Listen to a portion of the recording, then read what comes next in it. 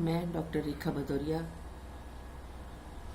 व्याख्याता समाजशास्त्र, राजकीय महाविद्यालय झालावाड़। बच्चों, आज हम आपके साथ वैज्ञानिक पद्धति क्या है, साइंटिफिक मेथड पर विचार करेंगे कि विज्ञान अपने आप में कोई विषय सामग्री नहीं है।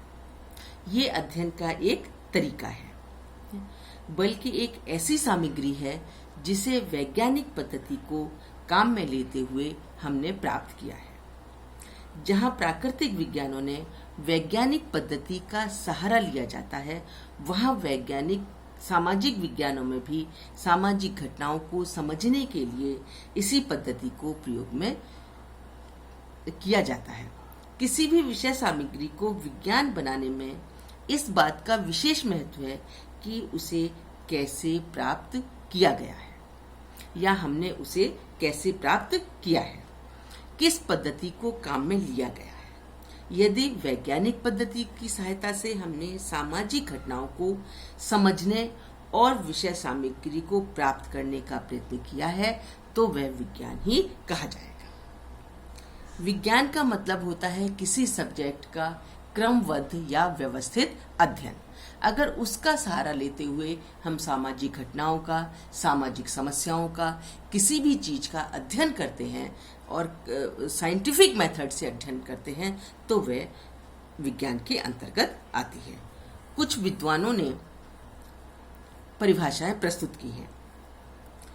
कार्ल पियर्सन के अनुसार सभी विज्ञानों की एकता उसकी पद्धति में है, ना कि उसकी अध्ययन वस्तु में। मतलब जो सारे सब्जेक्टों का अध्ययन, सारे विषयों का अध्ययन हम एक साइंटिफिक मेथड से, वैज्ञानिक पद्धति से करते हैं, है ना, तो वह उसकी अध्ययन वस्तु नहीं है, बल्कि अध्ययन करने का एक तरीका है, अध्ययन करने का एक मेथड है। दूसरी लैंडिस के अनुसार विज्ञान विज्ञान है, चाहे वे भौतिक शास्त्र में हो या सामाजिक विज्ञान में। मतलब अगर हम भौतिक शास्त्र का अध्ययन भी साइंटिफिक मेथड से करते हैं तो वो विज्ञान के अंतर्गत आएगा, और समाज शास्त्र का, सामाजिक विज्ञान का, उससे संबंधित किसी समस्या का अध्ययन वैज्ञानिक तरीके से करते हैं तो उसे विज्ञान ही कहा जाएगा। अतः विज्ञान का संबंध किसी विशिष्ट प्रकार की विषय सामग्री से नहीं है, बल्कि वैज्ञानिक पद्धति से प्राप्त किए गए क्रमबद्ध अध्ययन से है ना। कि जो भी हम अध्ययन साइंटिफिक मेथड से, वैज्ञानिक पद्धति का सहारा लेकर किसी सब्जेक्ट का अध्ययन करते हैं तो वो विज्ञान के अंतर्गत आती है। ये कोई विषय सामग्री नहीं है, कोई विषय वस्तु नहीं है, बल्कि अध्ययन करने का एक तरीका है, अध्ययन करने का एक मेथड है। उस मेथड से हम किसी भी चीज का अध्ययन करते हैं तो वो विज्ञान के अंतर्गत आती है। इसकी कुछ प्रमुख विशेषताएं भी दी गई हैं। जैसे विज्ञान की प्रमुख विशेषताओं में से एक विशेषता है अवलोकन। अवलोकन का मतलब होता है किसी भी चीज को ध्यान पूर्वक देखना, एक टकटकी लगा के देखना।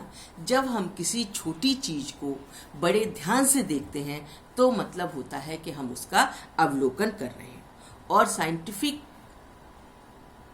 मेथड में, वैज्ञानिक अध्ययन पद्धति में सबसे मुख्य विशेषता ये है, हम किसी चीज का अध्ययन ध्यान पूर्वक करें, उसको ध्यान से देखें, जिससे हमें उसकी छोटी से छोटा कण, छोटी से छोटी समस्या से संबंधित जो उसका कारण है वो हमारी समझ में आ जाए। अवलोकन मतलब किसी चीज का ध्यान पूर्वक देखना।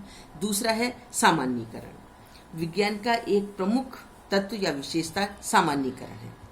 सामान्यीकरण का अर्थ है प्राप्त तथ्यों के आधार पर किसी सामान्य नियम या सामान्य प्रवृत्ति को ज्ञान करते हैं।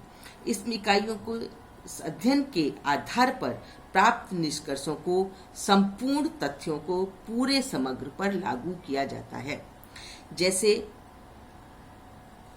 उदाहरण के लिए हम कुछ प्रतिनिधित्व विद्यार्थियों का अध्ययन के आधार पर निष्कर्ष निकालते हैं, है ना, तो हमें पता चलता है कि ये पूरे कॉलेज के बच्चे या पूरे क्लास के बच्चे किस तरह का अध्ययन कर रहे हैं। किसी बहुत सारी चीजों में से हम थोड़ी सी चीज को देखकर उसे हम पूरे पर लागू कर देते हैं। सबको एक तरह का सामान्य उसकी आधार पर हम देखते हैं। दूसरा,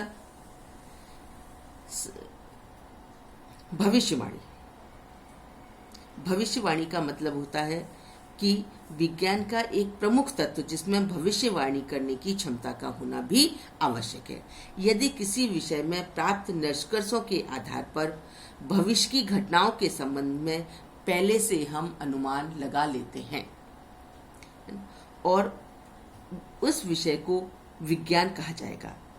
सर्वेक्षण या शोध कार्य के द्वारा प्राप्त निष्कर्ष यदि प्रामाणिक हैं अर्थात सत्य हैं तो भविष्य में भी परिस्थितियों को समान रहने पर सत्य ही होंगे। इस प्रकार विज्ञान में भविष्यवाणी करने की क्षमता पाई जाती है।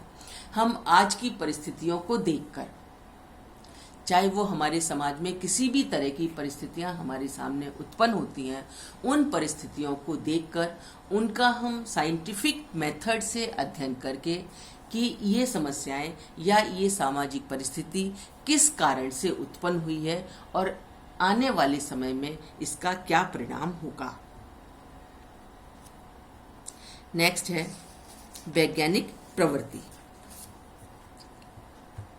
मतलब उस विषय को विज्ञान कहा जाता है जिससे संबंधित तथ्यों का संकलन अध्ययनकर्ता वैज्ञानिक प्रवृत्ति को ध्यान में रखते हुए करता है।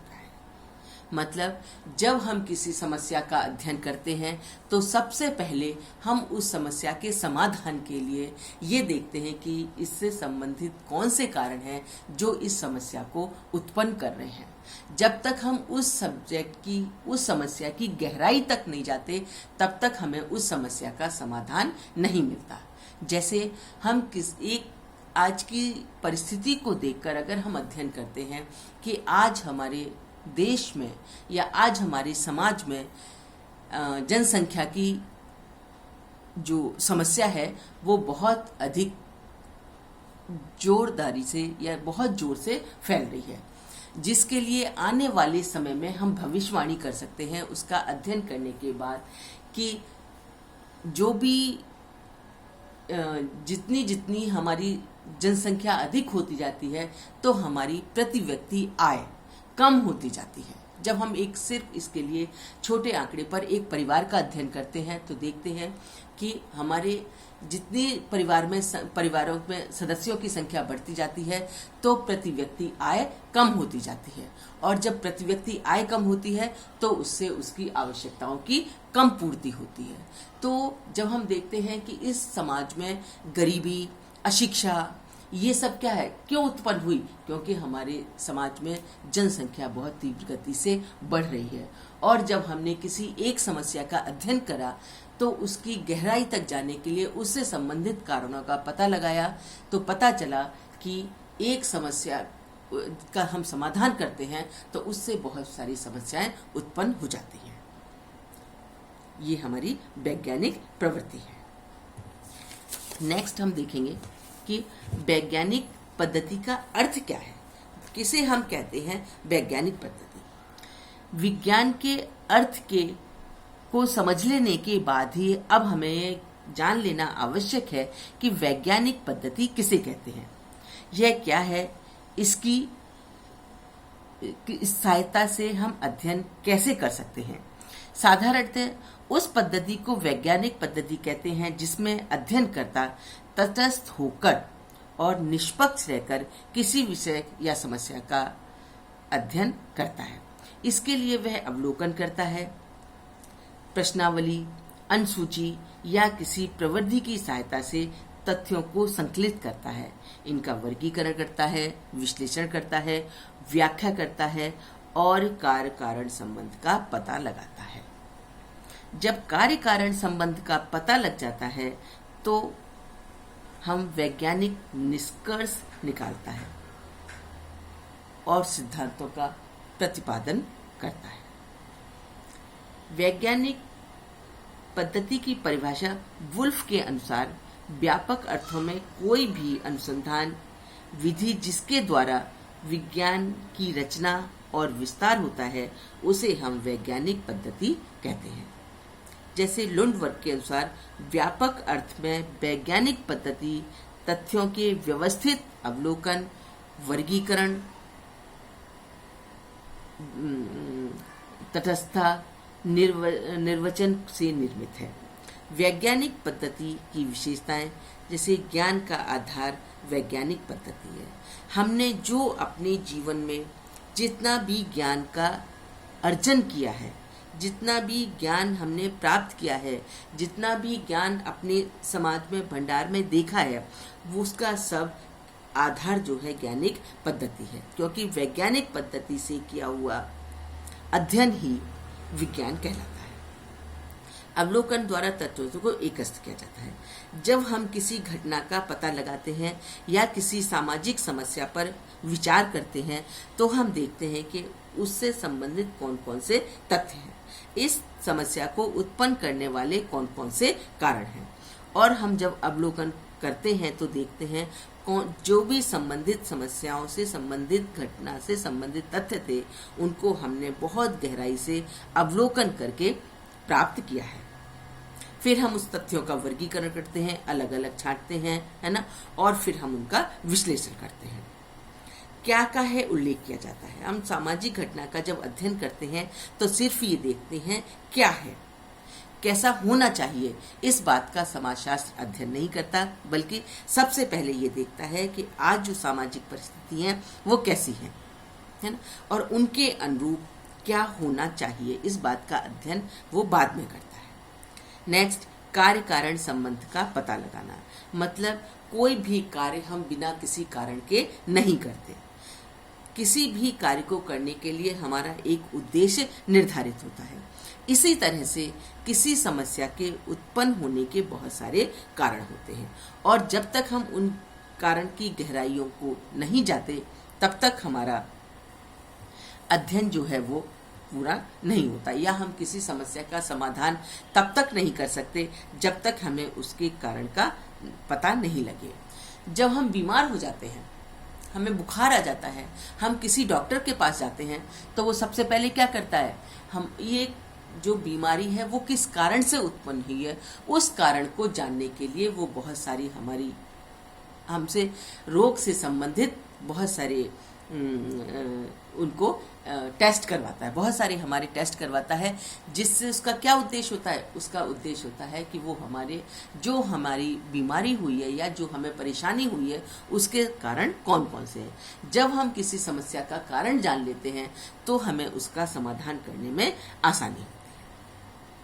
फिर जब हमें कारण पता चल जाते हैं, हम उसका समाधान कर लेते हैं, तो हम सिद्धांतों की स्थापना करते हैं कि अगर हम मतलब जैसे हमारा अध्ययन का स्तर जैसे जैसे हमारा ऊंचा होता जाएगा, जैसे जैसे हमारे समाज के लोग अधिक से अधिक शिक्षित होते जाएंगे, तो बहुत सारी समस्याओं का समाधान अपने आप हो जाएगा।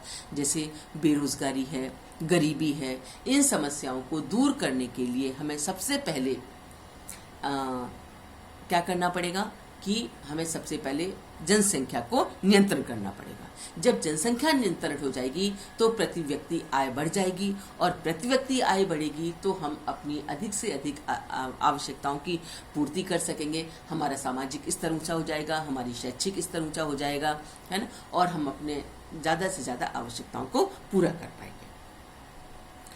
फिर कुछ समय पर जब एक बार कोई सिद्धांत बनाया जाता है तो वो वर्तमान परिस्थितियों के अनुरूप बनाया जाता है, और कुछ समय बाद क्या उन परिस्थितियों का, उन समस्याओं का जो सिद्धांत होते हैं वो अनुपयुक्त हो जाते हैं, उनका उपयोग खत्म हो जाता है ना। तो उनकी हम कुछ समय बाद, कुछ सालों बाद उनकी समय समय पर पुनर्परीक्षा हमें करनी होती है।